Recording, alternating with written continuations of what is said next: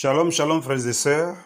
Bonjour à vous et ce matin, nous vous souhaitons la bienvenue à Matin Nouveau. Que la gloire du Seigneur Jésus-Christ nous accompagne chaque jour et que notre attitude, notre caractère, notre marche permettent à Dieu, encouragent Dieu à nous venir en aide, à combattre pour nous. Alléluia.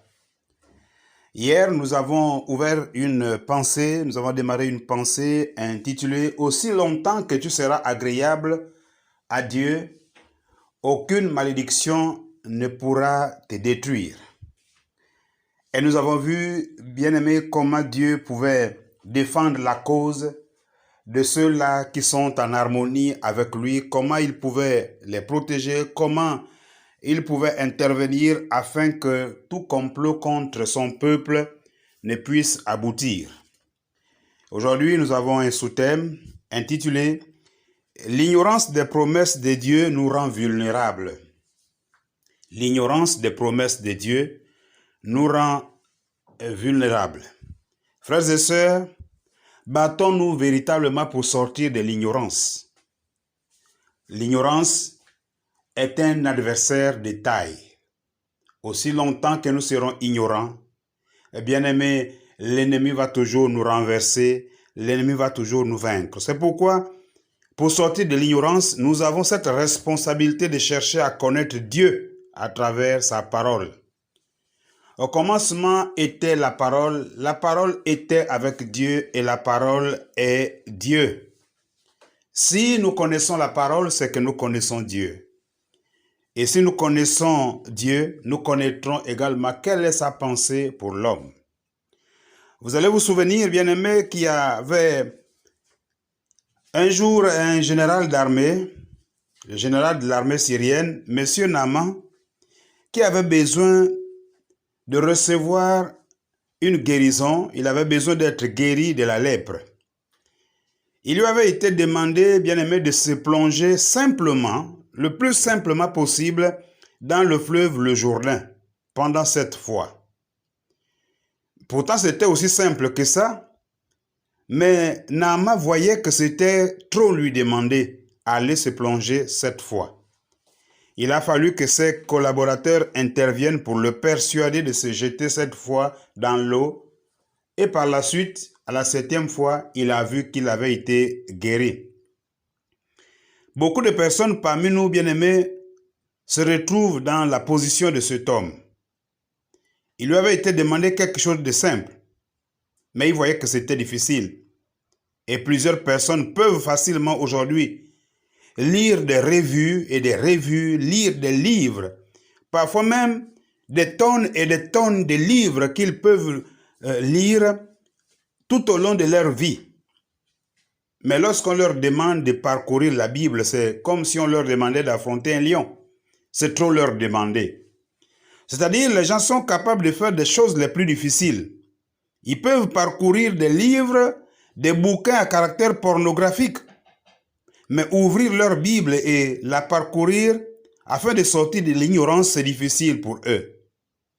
Il y a des gens qui prennent du temps à lire de ces romans, des romans parfois qui ne leur apportent même rien, mais ils vont vous dire « Non, je m'ennuie, je veux juste me distraire ». Mais bien aimé, ouvrir notre Bible n'est pas aussi difficile que ça.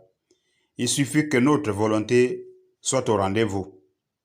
La Bible est remplie de Genèse, Apocalypse, des promesses de Dieu pour nous, pour les hommes. Connaître ces promesses, bien aimés, nous rassure et nous rend forts dans notre parcours, dans notre marche, quel que soit ce que nous pouvons rencontrer comme difficulté dans notre vie. Si nous connaissons les promesses de Dieu, nous saurons chaque fois comment nous en sortir. Malheureusement, aujourd'hui, par ignorance, plusieurs personnes parmi nous sont défaitistes. Par ignorance, beaucoup de personnes bien-aimées perdent parfois leur combat avant même de les avoir commencés. Mais si nous connaissons ces promesses à l'avance, nous allons découvrir que avant nos combats ou pendant nos combats, nous serons tellement rassurés que nous allons avancer totalement dans la joie, dans la détermination. Nous serons fortifiés, encouragés, car nous aurons l'assurance que Dieu est avec nous. Alléluia. C'est vraiment important de connaître les promesses. Elles nous rassurent. Et je voudrais partager avec vous un passage dans Deutéronome au chapitre 20. Nous allons lire les 4 premiers versets. Lorsque tu iras à la guerre contre tes ennemis et que tu verras des chevaux et des chars et un peuple plus nombreux que toi, tu ne les craindras point, car l'Éternel ton Dieu, qui t'a fait monter du pays d'Égypte, est avec toi. À l'approche du combat, le sacrificateur s'avancera et parlera au peuple. Il leur dira, « Écoute, Israël, vous allez aujourd'hui livrer bataille à vos ennemis. Que votre cœur ne se trouble point.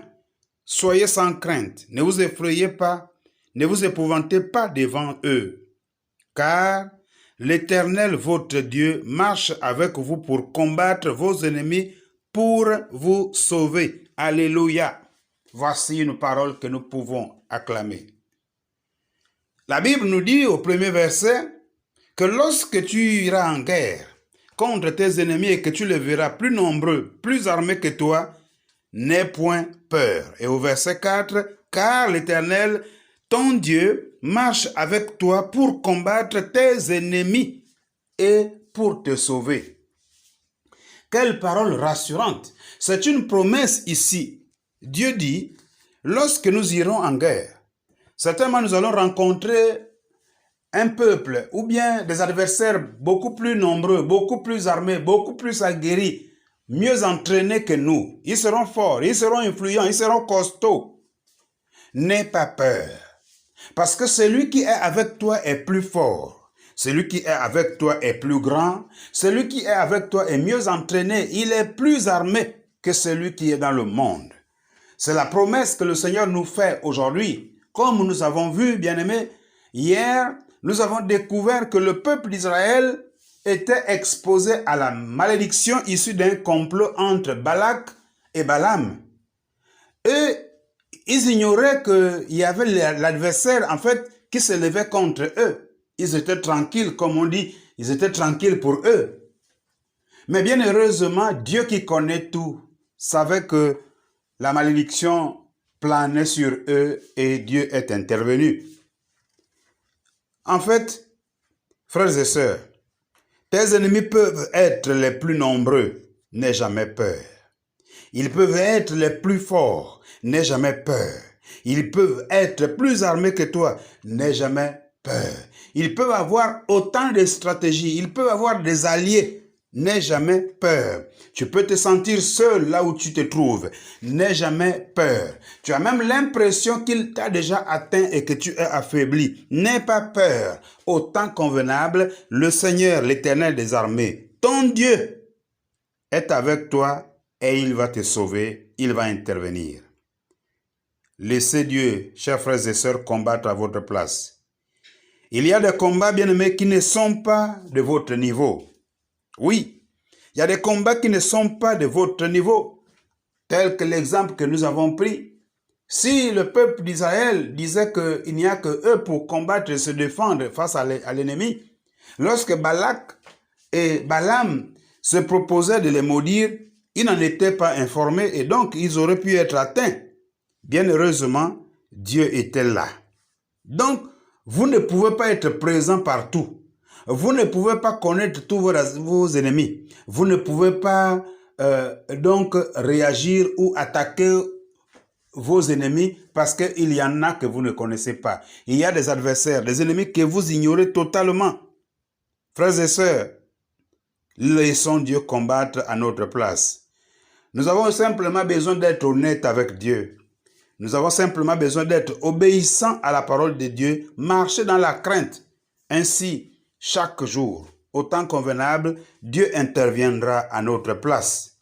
Vous savez, bien-aimés, en Ésaïe 49, verset 25, Dieu dit, « Je combattrai tes ennemis et je sauverai tes fils. » Notre marche avec Dieu, notre attitude avec Dieu ne procure pas d'avantage que pour nous-mêmes, même pour nos enfants. Ça veut dire que si nous sommes agréables aux yeux de Dieu, Non seulement Dieu viendra chaque fois à notre secours quand nous serons dans le besoin, mais nos enfants également seront sous sa protection. Donc nous avons, bien aimés, obligation aujourd'hui de mieux nous comporter, de mieux agir vis-à-vis de Dieu, afin qu'il vienne à notre rescousse, mais non seulement à notre rescousse, mais à celle de nos enfants également. Ça veut dire que si demain, après-demain, nos enfants peuvent être exposés à quelques ennemis que ce soit, ça voudrait dire que c'est à cause de nous au jour d'aujourd'hui. C'est pourquoi, frères, nous avons cette responsabilité de mieux nous comporter. Voilà que ce matin, le Seigneur nous amène à dire que notre ignorance, l'ignorance des promesses que Dieu a établies pour nous fragilise.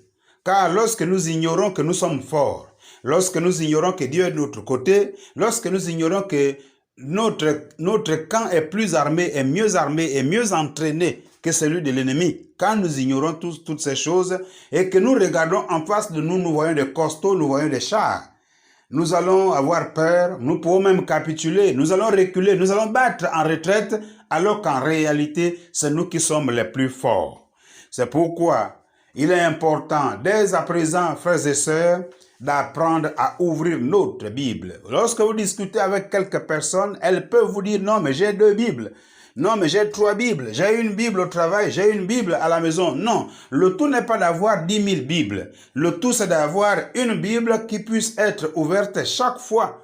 Si vous vous donnez la peine, bien aimé, de lire chaque jour un seul verset, au bout d'une certaine année, vous allez découvrir qu'il y a beaucoup de choses que vous allez connaître et vous ne serez plus jamais défaitiste. Vous n'aurez plus jamais peur quand vous serez face à un adversaire. Vous n'allez plus jamais reculer et je reste persuadé que vous allez remporter toutes les batailles que vous allez mener car vous ne combattrez pas seul. Le Seigneur, l'Éternel des armées sera avec vous. Alléluia. Merci Père éternel pour cette parole qui vient booster notre foi, qui vient nous mettre en assurance pour que désormais nous n'ayons plus peur lorsque l'ennemi se lèvera contre nous. Que ton nom soit béni. Je suis votre frère, le pasteur Jean-François Mangongo. Excellente journée à vous mes frères et sœurs. À demain matin et si Dieu le veut. Amen.